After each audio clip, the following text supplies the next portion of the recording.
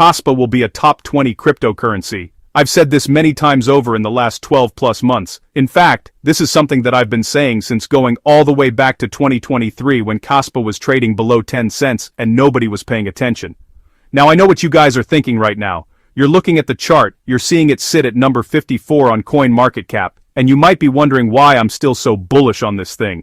But here's what I want you guys to understand. The main thing to focus on here is not where Kaspa is today, but where it's going, and more importantly, who's trying to keep it from getting there. Now, in this video, I want to go over something that has been bothering me for months, and I know it's been bothering a lot of you guys as well. We're going to break down the entire history between Kaspa, Binance, and CZ. We're going to talk about what happened at Blockchain Week in Dubai that absolutely nobody is talking about. So let's get right into this because there's a lot to unpack here. Now, Blockchain Week in Dubai. This is one of the #1 events that happens in cryptocurrency every single year, right?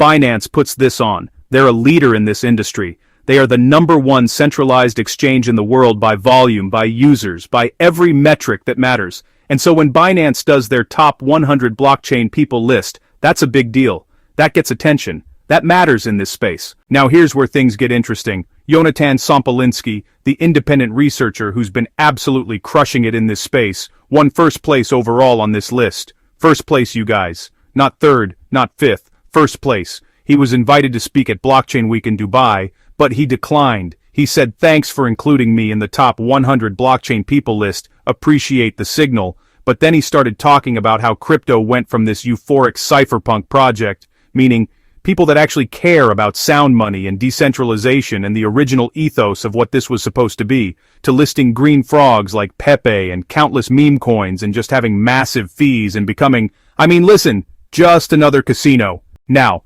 Binance's business model is their own business. I'm not here to tell them how to run their exchange, right?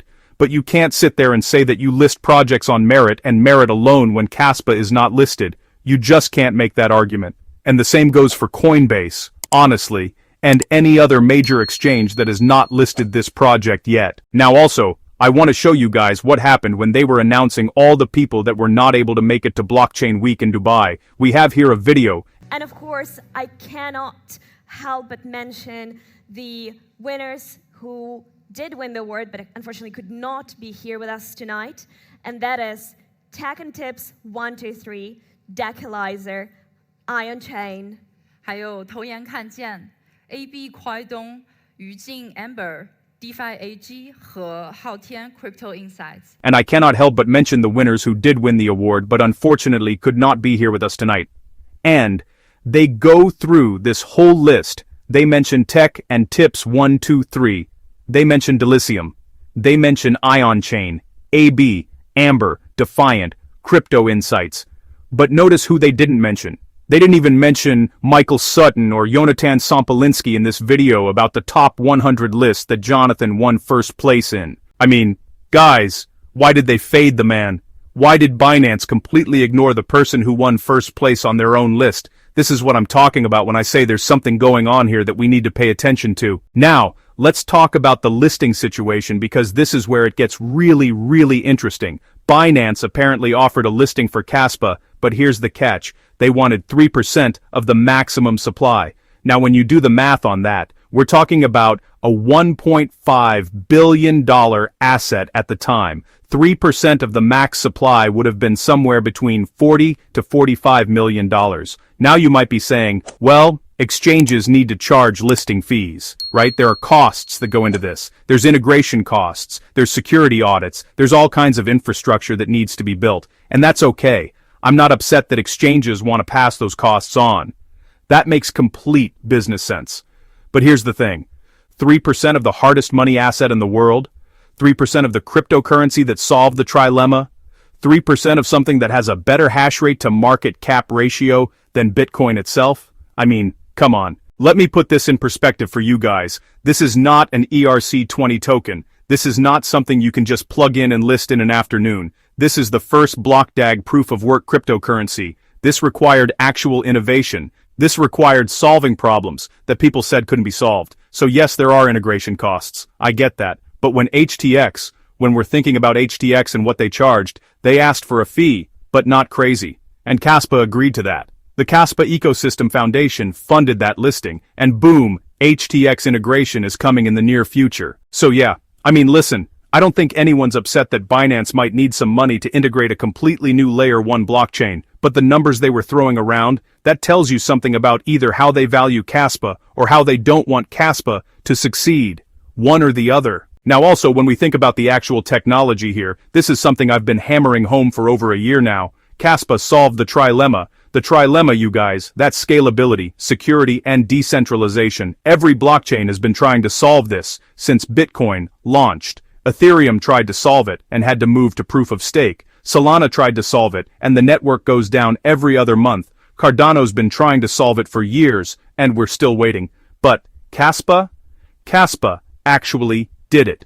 Proof of work, the most secure consensus mechanism we have, combined with the block DAG structure that allows for parallel blocks. I mean, guys, I cannot wait to see what happens when the broader market finally understands what this technology actually means. Now here's what's really exciting to me. Kaspa is looking stronger than almost any other altcoin, and I would say in the top 60 or 70 on CoinMarketCap. And I'll say that because just 2 weeks ago, Kaspa was down here at 60th or 61st position, and it is moving up the ranks. I mean listen, there was one time about a month ago that Fun was a higher market cap than Kaspa. If that doesn't tell you that we've got a ton of liquidity flowing into assets in crypto that do not deserve to be there, I don't know what does. But Kaspa at 54th right now, that's the highest I've ever seen it. I want to say the previous high was like 28th or 30th back during the bull run. And so that's what I am eyeing for this next leg up. I'm expecting Kaspa to push back into that top 30 range, and I think we could see it happen faster than people realize. Now, when we're thinking about the bigger picture here, the main focus is this. Kaspa has the technology, it has the community, it has the fundamentals. What it doesn't have yet is the exchange listings that it deserves, but that's changing. HTX is coming. More exchanges are in talks.